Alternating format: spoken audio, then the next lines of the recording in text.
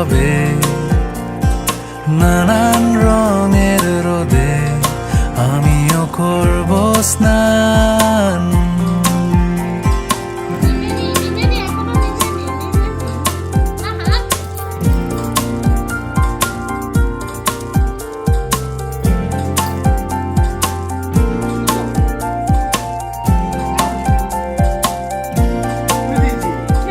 সুরেলা পিয়ানো থেকে উঠে ছুটে আসা রোদেলা দুপুরে মাথা চাড়া দিয়ে ওঠে আবেগ সমুদ্র তীরে ফেলে ছুঁড়ে কোনো